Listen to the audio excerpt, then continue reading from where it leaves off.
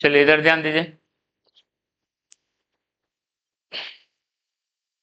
Newton's law शुरू किए थे, तो उसका जो पहला स्टेटमेंट था, net force equal to mass into acceleration, ये सेकेंड लॉ है। ठीक है, मतलब सेकेंड लॉ बोलो या रिफाइंड फॉर्म बोलो, ये एग्जैक्ट फॉर्म नहीं है, सेकेंड लॉ। और मैक्सिमम क्वेश्चन इसी पे बेस्ड रहेगा। ठीक है, फर्स्ट लॉ और थर्ड लॉ अलग चीज है। थर्ड लॉ एक्शन रिएक्शन है, और फर्स्ट लॉ जो है इनर्शिया। प्रॉब्लम बनता है सेकेंड लॉ के इस फॉर्म पे, मैक्सिमम प्रॉब्लम, जहां ये क्या था, this is net force experienced by particle by m whose acceleration is a, जिसका एक्सीलेशन ए हमने निकाला, उस पे नेट फोर्स कितना लग रहा है, यही था। ठीक है, तो अब अगर आपको ए पता है, तो मास मल्टीप्लाई करके नेट फोर्स का आइडिया लग जाएगा कितना है। ठीक है, 9 तक में ऐसा ही क्वेश्चन रहता है। आपके पास एक्सीलरेशन दिया रहेगा, या एक्सीलरेशन गिवन सिचुएशन से निकालिए एक्सीलरेशन क्या है, उसके बाद उसमें एम मल्टीप्लाई करके फोर्स निकालिए। ठीक है, तो एनसीईआरटी टाइप का क्वेश्चन में यही, एनसीईआरटी टाइप में क्वेश्चन जो है क्या क्या है, यही है। आपके पास एक्सीलरेशन निकालना है, फिर मास मल्टीप्लाई करके फोर्स निकालना है। ठीक है, हम अभी लिख देंगे कौन कौन क्वेश्चन, जाके आज ट्राई कीजिएगा आज के लेक्चर पे बेस्ड। ठीक है, जस्ट यही क्वेश्चन पे बेस्ड। जैसे एक टाइप 1 क्या है, टाइप 1 क्या है, मान लो कोई पार्टिकल है एम मास का, इसका शुरू में स्पीड था v1, थोड़े दूर वो l डिस्टेंस चल के इसका स्पीड हो गया v2। ठीक है, तो आपको पता करना है find net force acting on m। उस डेटा से निकालना है कि नेट फोर्स m पे क्या लग रहा है। ठीक है, और कॉन्सेप्ट कुछ नहीं, आपको एक्सीलरेशन निकालिए, उसमें m को मल्टीप्लाई कर दीजिए। ओके, यही कॉन्सेप्ट और कुछ नहीं। ठीक है, तो कैसे निकलेगा एक्सीलरेशन, फाइनल वेलोसिटी का square equal to initial plus 2a L, L distance चला, यहां से निकल जाएगा a, v2 square minus v1 square by a, मिल गया, a मिल गया आपको गिवन डेटा के हिसाब से। तो नेट फोर्स किसके इक्वल होगा, मास इंटू, आगे। ठीक है, क्लियर है। ओके, ये टाइप 1 हो गया। टाइप 2 देखिए, टाइप 2 कैसा है क्वेश्चन। ठीक है, कोई व्हीकल है,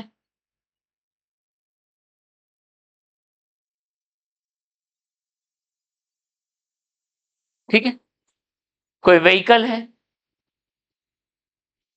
उसमें कुछ ड्राइवर है, ये मान लेते हैं यू स्पीड से चल रहा है। ओके, और कुछ किसी डिस्टेंस पे एक कुछ कोई एक पर्सन दिखा दिखा उसको, मान लेते हैं एल डिस्टेंस पे।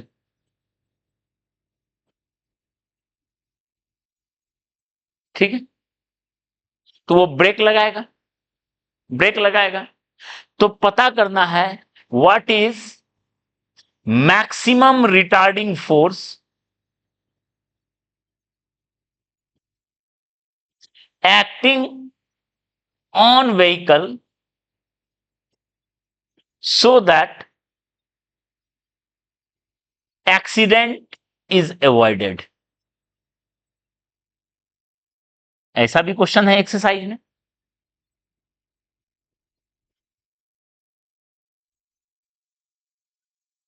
क्लियर है? क्लियर है? ठीक है।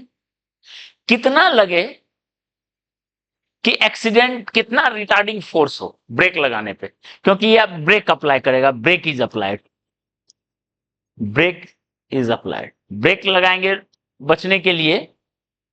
ओके, तो कितना मैक्सिमम रिटार्डिंग फोर्स होगा? हाँ, उल्टा डायरेक्शन होगा, ऑब्वियस है। तो आपको रिटार्ड करना है, यानी ए ऐसा चाहिए।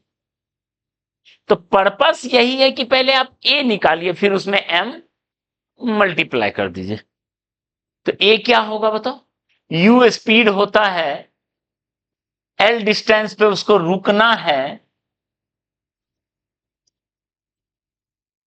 तो ये हो गया स्टॉपिंग डिस्टेंस, हो गया स्टॉपिंग डिस्टेंस, हो गया। ओके, और स्टॉपिंग डिस्टेंस हम लोग क्या पढ़े हुए हैं बताओ? U square by 2a equal to L, पढ़े हैं? यू स्क्वायर बाय 2a, यानी रिटार्ड कर रहा है। तो यहां से आपको a मिल जाएगा, कितना होगा? U square by 2l, a मिल गया। तो ब्रेक कितना मैक्सिमम फोर्स लगाएगा बताओ? Force applied by brake m into ए।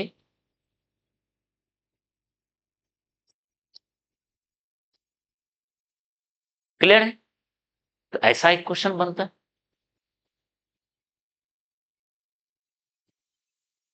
ठीक है, एक एक्सीलेट करने वाला, एक रिटार्ड करने वाला।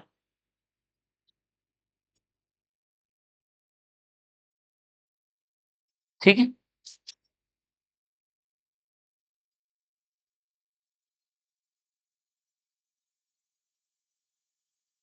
ठीक है। टाइप 3, और ये तो कंपटीशन के लिए भी जरूरी है। ठीक है, रीडिंग ऑफ वेइंग मशीन।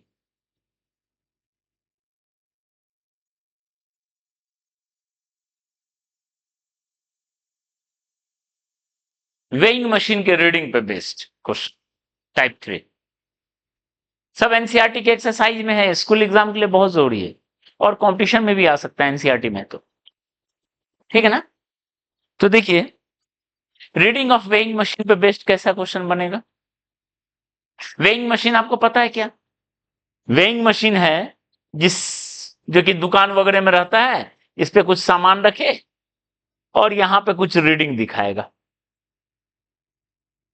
कुछ दिखाया रीडिंग, या कुछ डिजिटल फॉर्म में लिखा हुआ मिलेगा, जनरल डिजिटल फॉर्म में रहता है, एक कांटा वाला तो खत्म हो गया, फिर भी हम एक मोटा बात तो वही है। ये कुछ दिखाया, मान लेते हैं एक्स केजी,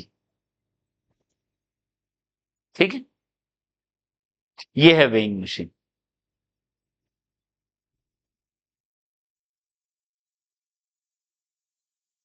तो सवाल है, ये एक्स केजी है क्या? What is meaning of x KG? ये रीडिंग का मतलब क्या है?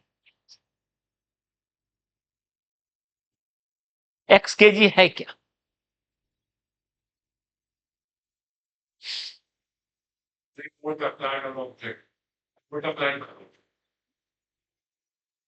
वेट ऑफ ऑब्जेक्ट,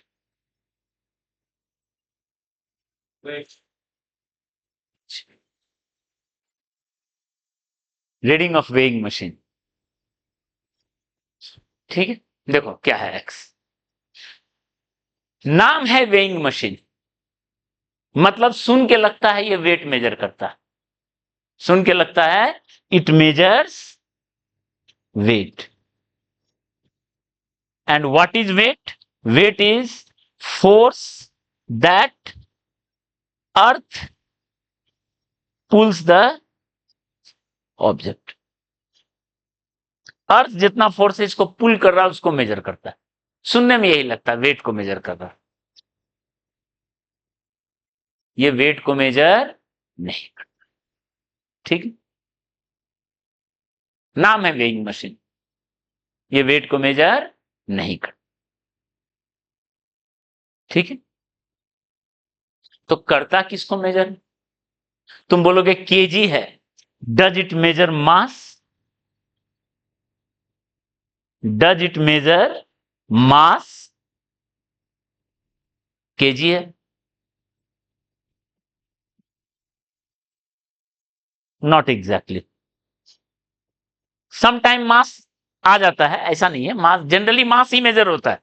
दुकान में जाते हैं 5 किलो चीनी दीजिए, सामान रखा वो कैरी बैग, चीनी डाला 5 केजी दिखा, हो गया। क्या है 5 केजी? उसका मास है। तो जनरली तो मास ही मेजर कर रहे हैं। 5 केजी का पैसा दिए, 40 रुपए केजी है, 200 रुपए दे दिए।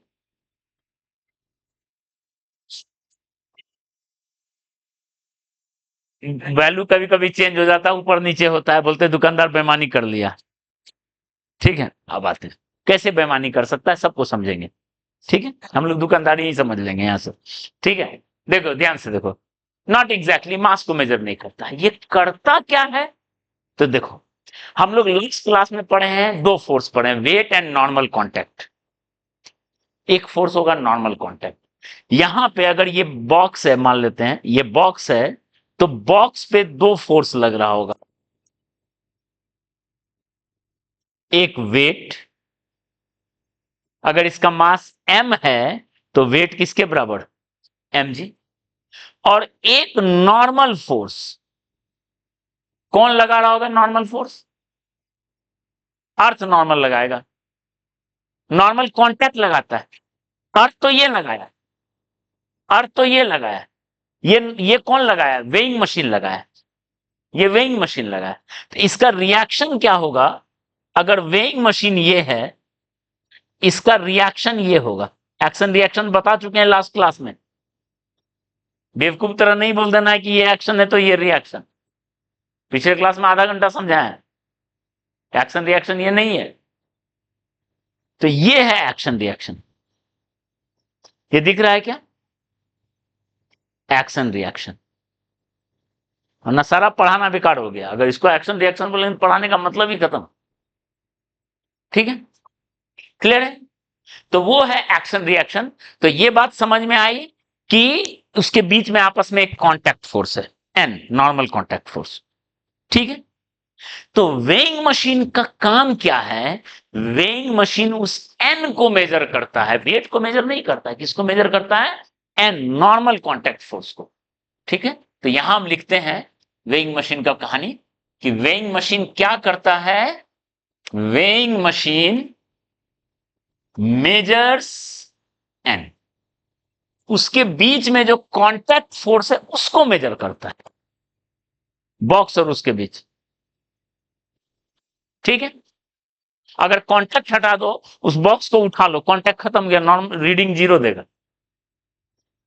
ओके, एन को मेजर करता है, लेकिन रीडिंग तो केजी में है, एन तो होना चाहिए न्यूटन में, फोर्स है। मेजर करता है एन को and gives reading as N by G, उसमें जी को डिवाइड करके रीडिंग दे देता है।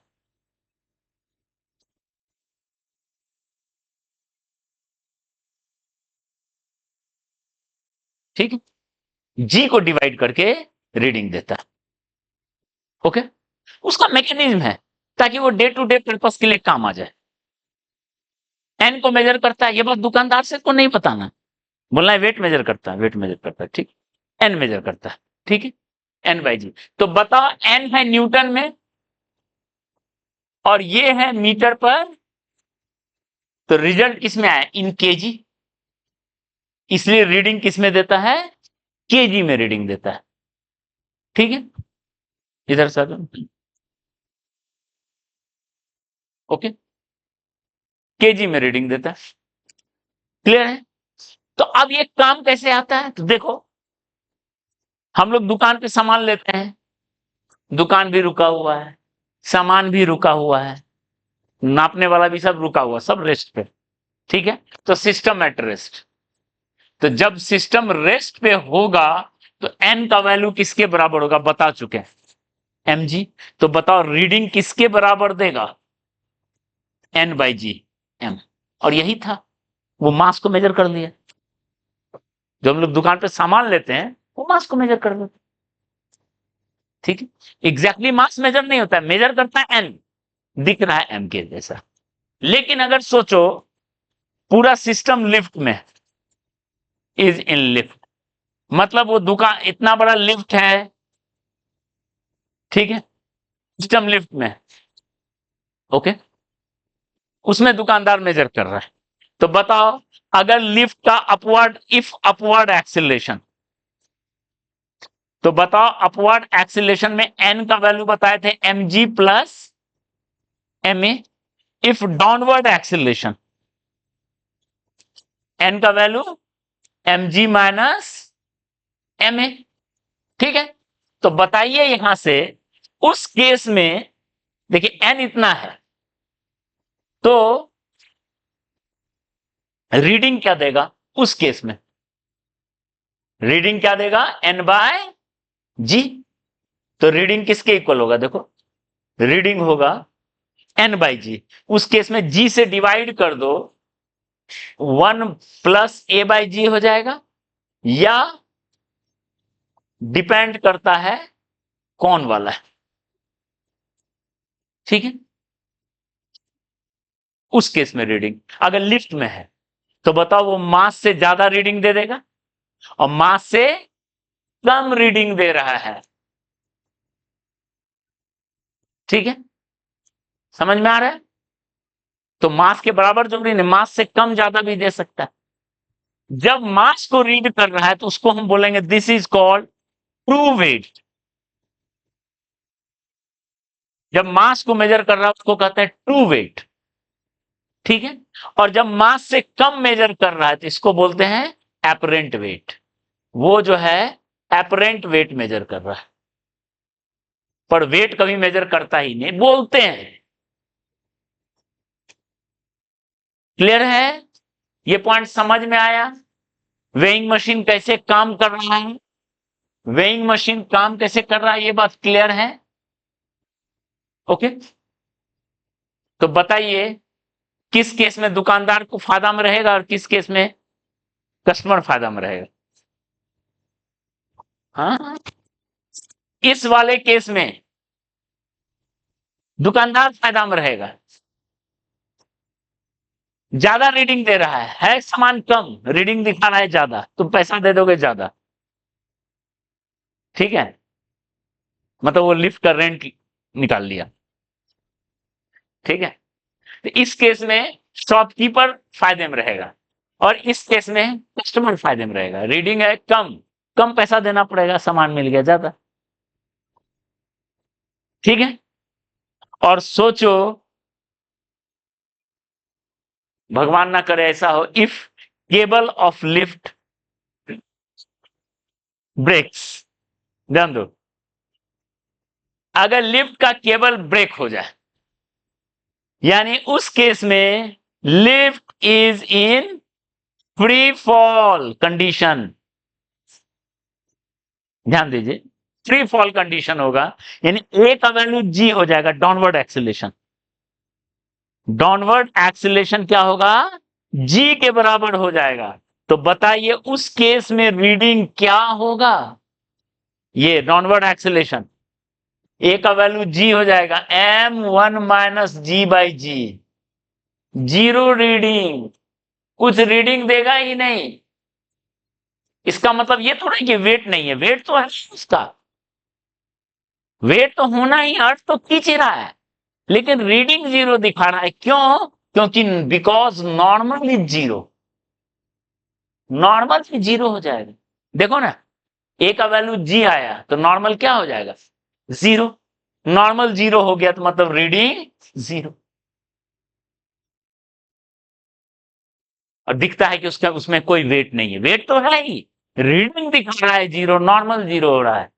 इस कंडीशन को फिजिक्स में क्या कहते हैं, वेटलेसनेस, इसको कहते हैं वेटलेसनेस। इसका मतलब ये नहीं कि वेटलेस हो गया, वेट तो है ही, ठीक है, वेटलेसनेस, ओके, क्लियर है। इस कंडीशन को ऐसा कहते हैं।